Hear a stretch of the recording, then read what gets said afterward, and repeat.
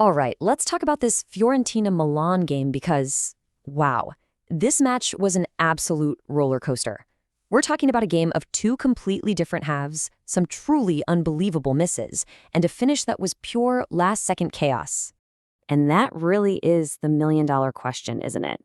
When the dust settled, was this 1 point gained, a heroic snatch and grab on the road, or was this two massive points thrown away in a game Milan absolutely should have won?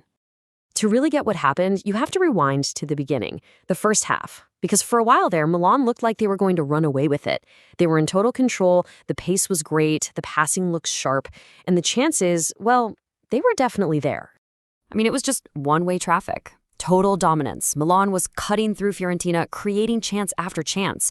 And honestly, they should have been 2 or 3 goals up by the half. But, creating chances is only half the battle. You actually have to finish them. And this is what's so frustrating. These weren't half chances. We're talking about golden opportunities. Phil Krug was on fire, just serving up perfect chances for Pulisic on a platter. First he hits the side netting, then he shoots right at the keeper, then he drags another one wide. It was one of those days where the ball just would not go in, and you could feel that it was going to come back to haunt. And this says it all, right? For all that beautiful buildup, for all that control, for all those clear-cut chances, what did they have to show for it at halftime? A big fat 0. Just a completely squandered 45 minutes of football. Okay, so let's get to the second half, because this is where the script just gets completely flipped. The team that walked out of that tunnel after the break, it was like a totally different squad. You have to ask yourself, what on earth happened in that locker room? And this really shows you the mystery we're talking about. It was a total collapse, both physically and mentally. The pace just died. The passing got sloppy and predictable. Milan looked tired. They looked completely out of ideas. All that confidence from the first half, it just vanished into thin air. And when you're playing that poorly, you're just inviting trouble. And of course, Milan's old Achilles heel pops up again. A pretty standard corner kick, a total breakdown in the defensive marking, and boom, Camudo is wide open to head it in. It's a problem we've seen before, and it cost them big time. All of a sudden, they went from dominating the game to chasing it. So now, Milan's a goal down, the team looks completely gassed, and time is running out. Massimiliano Allegri knew he had to do something, and he had to do it fast, so he looked at his bench and just decided to send in the cavalry. And he really rolled the dice, didn't he? A whole wave of changes. It didn't feel like some genius tactical masterstroke. It felt a lot more like desperation, just throwing fresh legs out there, hoping someone, anyone, could provide a spark and change the terrible momentum of this second half. And believe it or not, that spark somehow ignited one of the craziest, most heart-stopping finishes you will ever see. The last few minutes of this game were just pure, unfiltered chaos.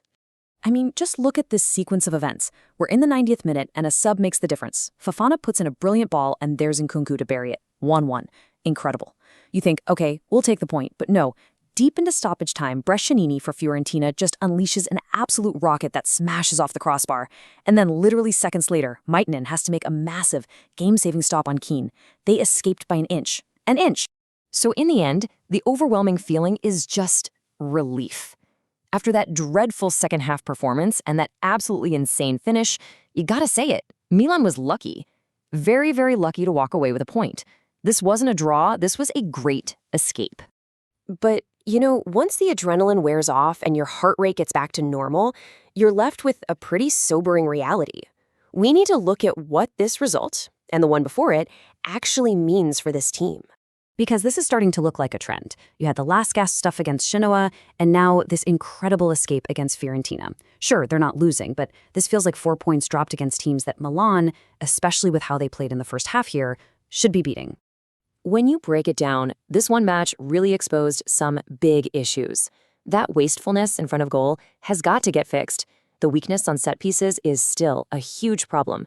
And maybe the most worrying thing, some of their most important players look completely wiped out and aren't making an impact. These are problems that need solutions, and fast. And this is the reality check, straight from the coach.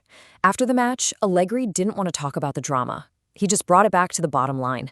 He's not dreaming about titles. He's focused on the cold, hard math of getting the points they need to finish in the top 4. Which really leaves us with this one last thought.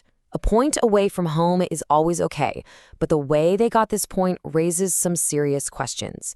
After a game with such crazy highs and lows, does this performance fill you with confidence? Or does it make you think that the fight for a Champions League spot is going to be a whole lot tougher than maybe we all expected?